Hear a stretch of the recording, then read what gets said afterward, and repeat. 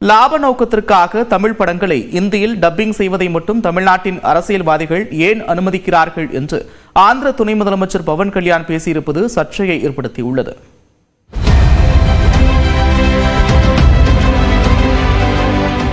తమిళనాడులో తమిళ్ హిందీ రాకూడదు అంటుంటే నాకు అనిపించింది మనసులో ఒకటే, అప్పుడు తమిళ సినిమాల్ని హిందీలో డబ్ చేయకండి.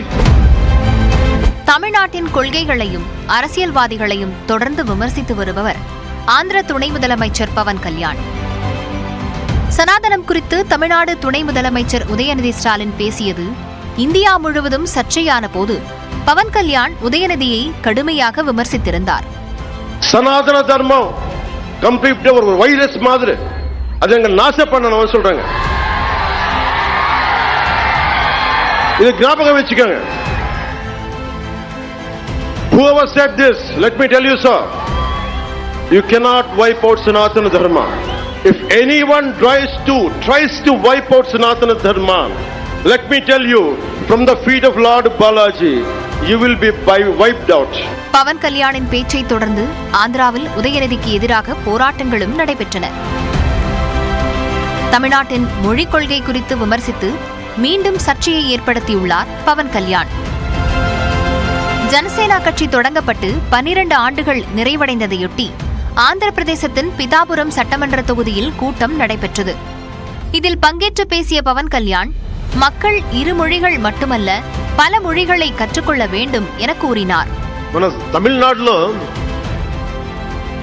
తమిళ్ హిందీ రాకూడదు అంటుంటే నాకు అనిపించింది మనసులో ఒకటే, అప్పుడు తమిళ సినిమాల్ని హిందీలో డబ్ చేయకండి. డబ్బులేమో హిందీ నుంచి కావాలి, ఉత్తరప్రదేశ్ నుంచి డబ్బులు కావాలి, బీహార్ నుంచి డబ్బులు కావాలి, ఛత్తీస్గఢ్ నుంచి డబ్బులు కావాలి, కానీ హిందీ మాకు వద్దంటే அதெல்லாம் நியாயம். பாலிவுட்டிலிருந்து வரும் பணத்தை விரும்பும் தமிழ்நாட்டு அரசியல்வாதிகள் ஏன் ஹிந்தியை ஏற்க மறுக்கிறார்கள் என்றும் அவர் கேள்வி எழுப்பினார். இதேபோல் சிலர் ஏன் சமஸ்கிருதத்தை விமர்சிக்கிறார்கள் என்பது புரியவில்லை என்றும் இது எந்த மாதிரியான லாஜிக் என்றும் விமர்சித்தார். மும்மொழி கொள்கையை தமிழ்நாடு எதிர்த்து வரும் நிலையில் பவன் கல்யாணின் இந்த விமர்சனம் சலசலப்பை ஏற்படுத்தியுள்ளது.